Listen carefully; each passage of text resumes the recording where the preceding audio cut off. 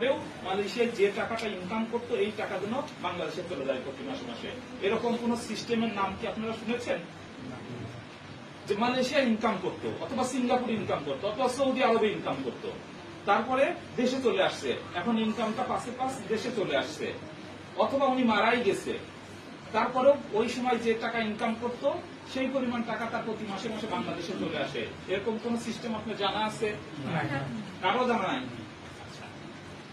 DXN passive income দেয়। Income দুই ধরনের হয়, একটা হচ্ছে অ্যাক্টিভ ইনকাম আর একটা হচ্ছে প্যাসিভ ইনকাম।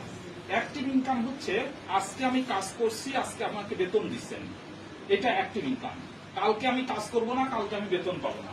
বাট আজকে আমি কাজ করছি, কালকে কাজ করি নাই, আজকের বেতনটাও পাবো, কালকে কাজ করি নাই তাও বেতন পাবো। This is the passive income.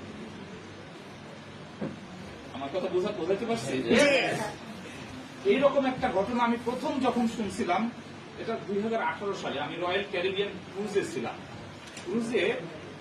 Cruise বুঝতে পেরেছেন তো? রয়্যাল ক্যারিবিয়ান ক্রুজে আমি একটা প্রোগ্রামে ছিলাম, আমি তখন ক্রাউন ডায়মন্ড। সেই প্রোগ্রামে যে ওখানে সেমিনার রুমে, ওই জাহাজ তো অনেক বড় বলতে 16 তলা জাহাজ, ক্রুজ যেটা, ওখানে সেমিনার রুম ছিল, এরকম বড় একটা গ্যালারি ছিল। আমাদের যেমন বড় গ্যালারি হয় না, অডিটোরিয়াম, এরকম অডিটোরিয়াম আছে ওখানে। সেই অডিটোরিয়ামে প্রোগ্রাম হচ্ছিল। প্রোগ্রামের মধ্যে বলছিল যে যারা ডিএক্সএন থেকে গত হয়েছেন, যারা মারা গিয়েছেন, তাদের ফ্যামিলিরা কেমন আছে এইটার জন্য ওই বিভিন্ন দেশের নাম বলতে বলতে বাংলাদেশের নাম বলে ফেলল একজন।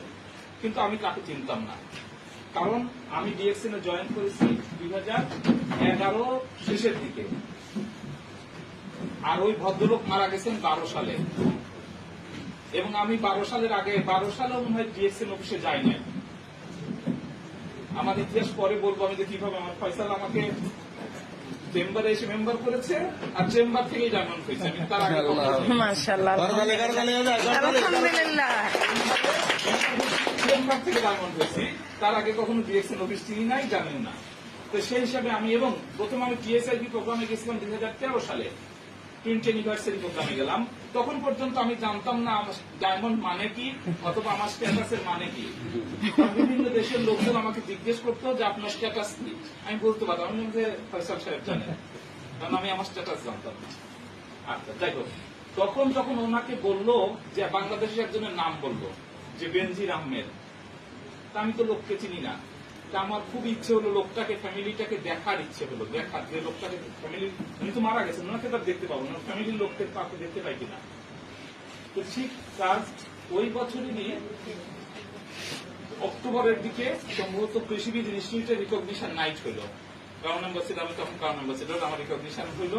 রিকগনিশনে দেখলাম যে সবাইকে দাওয়াত দিচ্ছে, তার মধ্যে ওই ভদ্র মহিলা আসছে একটা মেয়ের সাথে করে নিয়ে। তখন সবাই তাকে সবাই জিজ্ঞেস করছে, ওনার নাম সম্ভবত সেলিনা ভাবি, আপনার অবস্থা কি? বলছে সবাই আমাকে একই কথা জিজ্ঞেস করছে। আমাকে তো ডায়াসে কিছু বলতে তখন আমি এই কথাটাই জবাব দেব।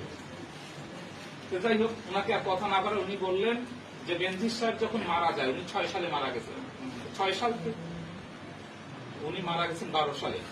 তো 12 সালে যখন উনি মারা যায়, তখন উনি ডিএক্সএন থেকে বোনাস পেতেন 30,000 প্লাস মাইনাস। একটা বাচ্চা ছিল ওনার মেয়ে। আর 2018 সালে এসে সবাই ওনাকে জিজ্ঞেস করার উত্তর উনি বললো উনি এখন পান হচ্ছে 80 প্লাস মাইনাস, 80 প্লাস মাইনাস। ওনার মেয়েটা তখন ইন্টার্নশিপ করছিল, ডাক্তারি পাস করে সোহরাওয়ার্দী মেডিকেল কলেজে, উনি ডাক্তারি কমপ্লিট করেছে, করে ইন্টার্নি করছে। আপনি জানেন ঢাকা শহরে একটা ফ্যামিলি চলার জন্য, প্লাস যদি একটা মেয়েকে মেডিকেল পর্যন্ত পড়াইতে হয়, তারপর যে পরিমাণ রিপোর্ট দিতে হয়, তাহলে তার ফ্যামিলি সাপোর্ট দেওয়ার তো লোক থাকবে। আত্মীয় স্বজন ইমোশনাল হয়ে 2-1 মাস সাপোর্ট দিবে, তারপর কিন্তু আর দিবে না। কিন্তু ডিএক্সএন শুধু সাপোর্ট দেয় নাই, সাপোর্টকে বাড়াইছে না?